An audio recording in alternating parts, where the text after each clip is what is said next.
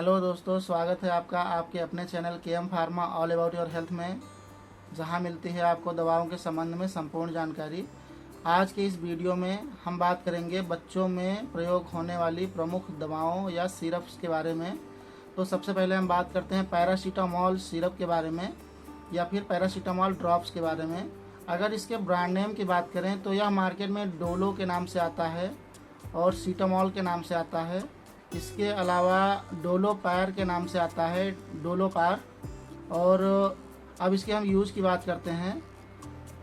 अगर इसके यूज़ की बात करें तो यह इसका प्रमुख उपयोग जो है यह फीवर में उपयोग किया जाता है या फिर बॉडी पेन में, यानी बुखार में या फिर सिर दर्द या फिर शरीर में कहीं दर्द हो रहा हो तो ऐसे में किया जाता है। बच्चे की बॉडी अगर तप रही है या फिर बहुत तेज़ बुखार, जैसे कि बॉडी गर्म हो गई हो, ऐसे में भी बुखार उतारने के लिए इसका उपयोग किया जाता है। अब बात करते हैं इसके डोज के बारे में। तो यह सिरप जो आता है यह 250 mg और 125 mg और 100 mg के फॉर्म में स्ट्रेंथ में मार्केट में अवेलेबल है। अगर ड्रॉप्स की बात करें तो डोलो ड्रॉप जो आता है वो 100 mg पर ml की स्ट्रेंथ में मार्केट में अवेलेबल है। तो इसको बॉडी वेट के हिसाब से, बच्चे के बॉडी वेट के हिसाब से, अलग अलग बॉडी वेट के हिसाब से इसको दिया जाता है। जैसे कि अगर 1 महीने का बच्चा है तो इसको 0.2 ml या 0.3 ml तक दिया जाएगा। अगर 6 महीने का बच्चा है तो 0.5 ml से 0.6 ml तक, यानी कि अगर 6 महीने का बच्चा है तो उसको 50 mg तक दिया जाएगा। और अगर बच्चा 1 साल का है तो उसे 100 mg पर ml, यानी कि एक ड्रॉप में जो होता है वह 10 का निशान तक बना हुआ होता है, तो उसको पूरा ड्रॉप भर के, यानी कि 100 mg पर ml का जो ड्रॉप होता है उससे 1 ml पूरा भर के बच्चे को दिया जाएगा।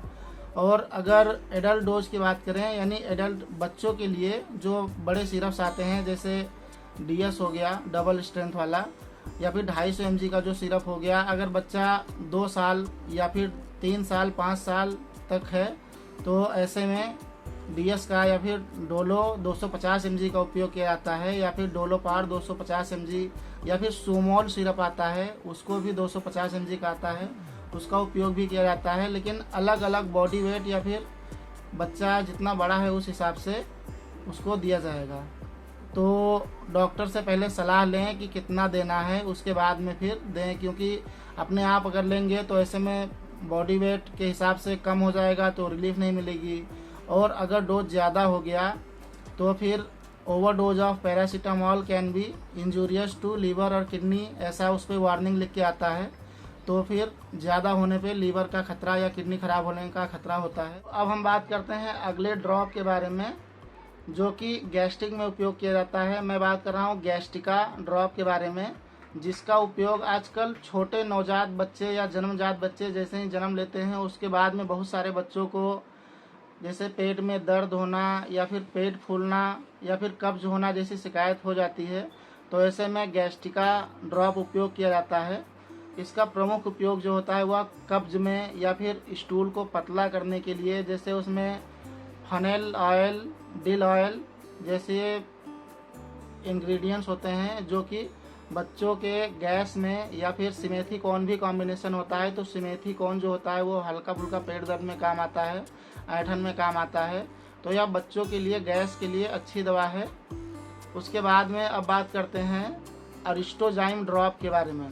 तो अरिस्टोजाइम ड्रॉप जो होता है, इसका कॉम्पोजिशन की बात करें अगर, तो इसमें पेप्सिन और डायस्टेस पाया जाता है, जो कि भोजन को पचाने के लिए, या फिर अगर भोजन हजम नहीं हो रहा है तो ऐसे में भोजन को हजम करने के लिए, या फिर आंत में भोजन हजम नहीं हो रहा है तो ऐसे में उसको दिया जाता है, ताकि अगर गैस भी बन रही हो हल्का फुल्का तो गैस में भी काम करता है। या भी बच्चे के बॉडी वेट के हिसाब से दिया जाता है। और अब बात करते हैं हम सर्दी जुकाम में उपयोग होने वाले सिरप्स के बारे में या ड्रॉप्स के बारे में। तो अब हम बात करते हैं सिनारेस्ट के बारे में।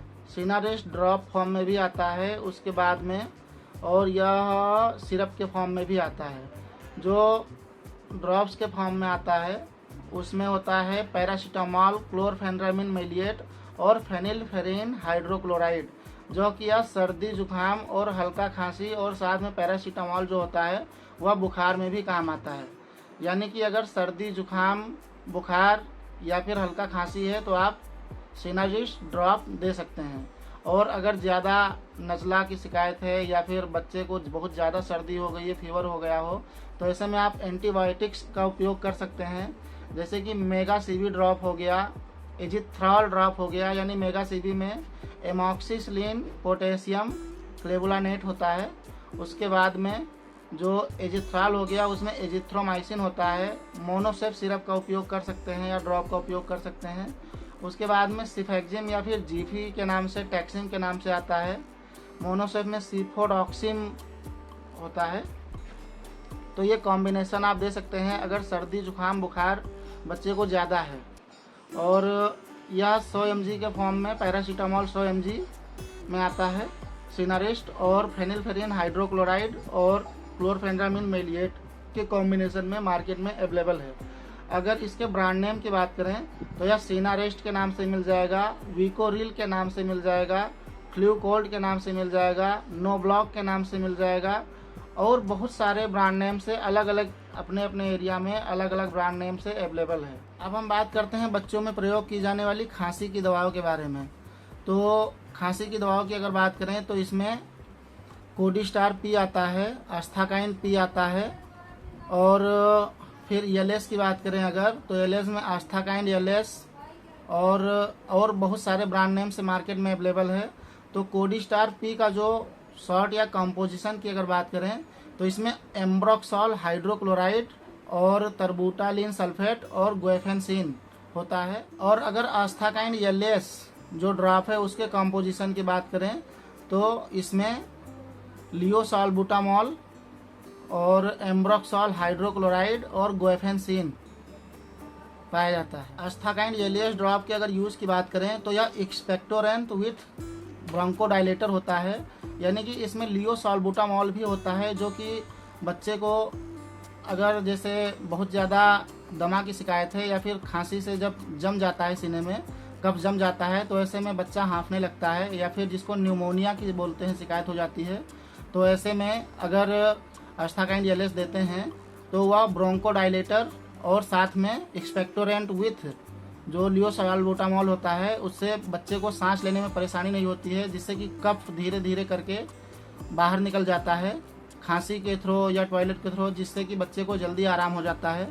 और जो आस्थाकाइन पी ड्रॉप होता है वह ड्राई कफ सिरप होता है जो कि सूखी खांसी में काम आता है। अब बात करते हैं उल्टी में उपयोग की जाने वाली बच्चों की दवाओं के बारे में।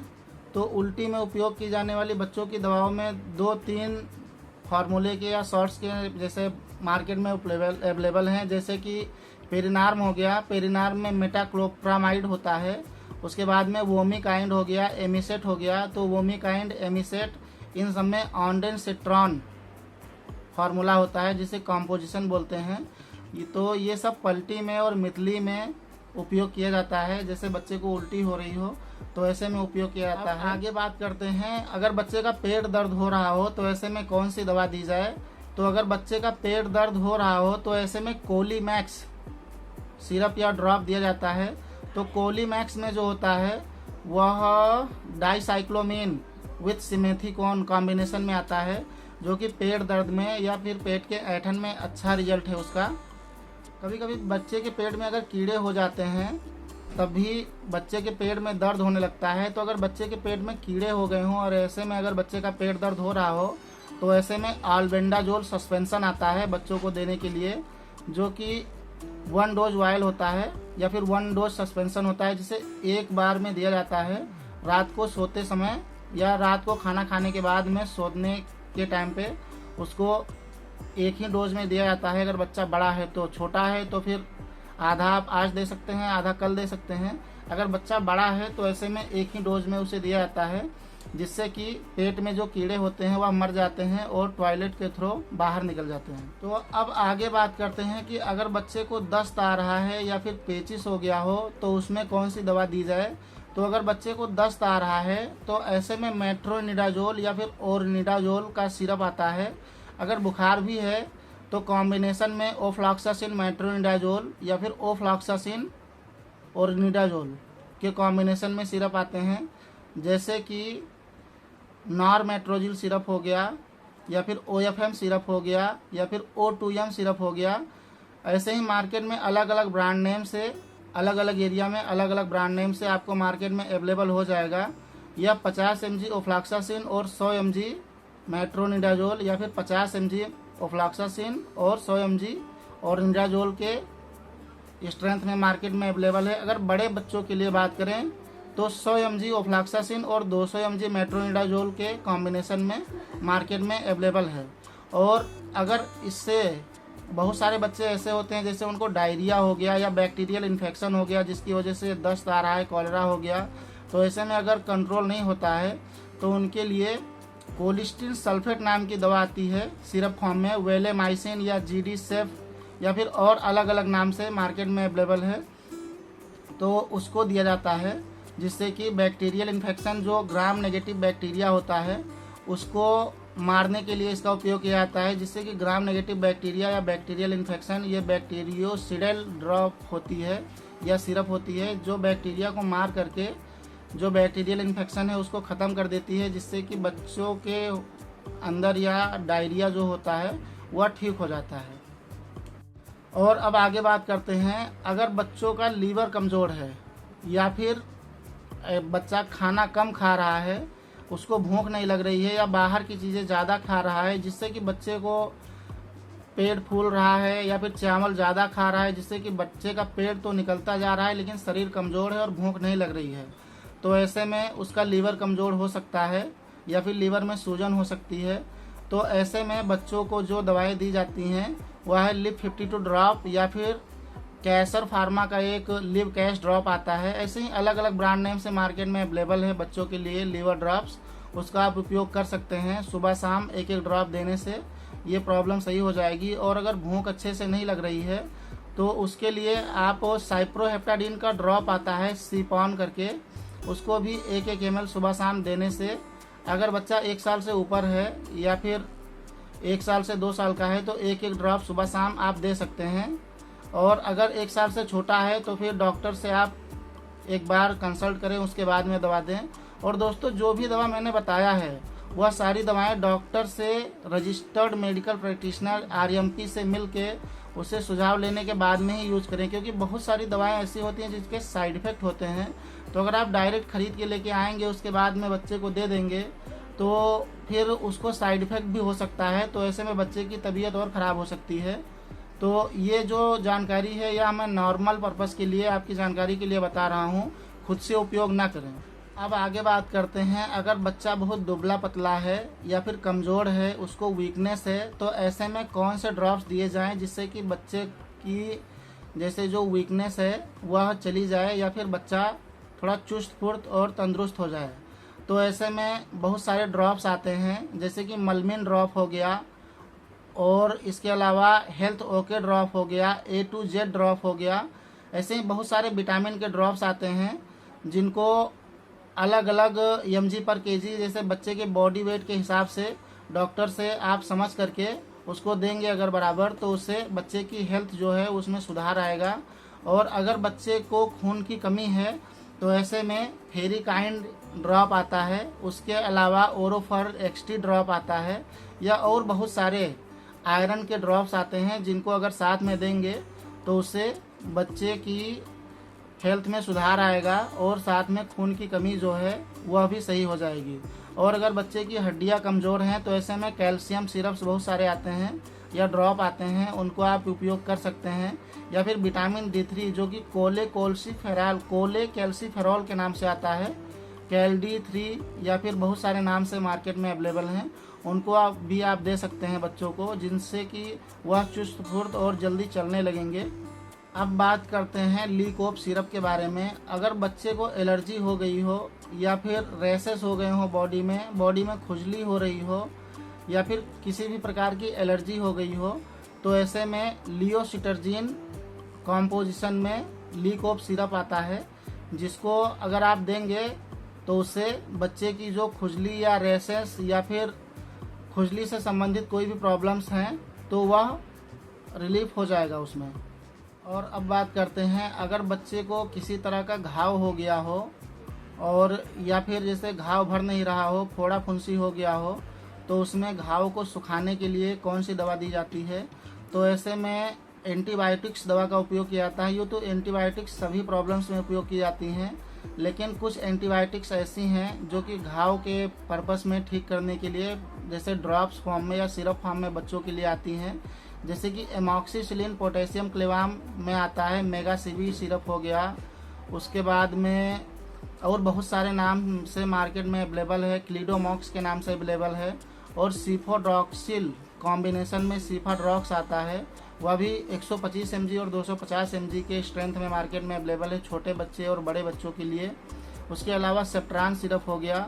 ये सब जो हैं वह घाव को सुखाने के लिए, या फिर और कई प्रकार के बॉडी में इन्फेक्शंस हो गए, जैसे स्वेलिंग हो गई, या फिर फोड़ा फुंसी हो गया, या फिर चोट की वजह से कहीं घाव हो गया, ऐसे में इनका उपयोग किया जाता है।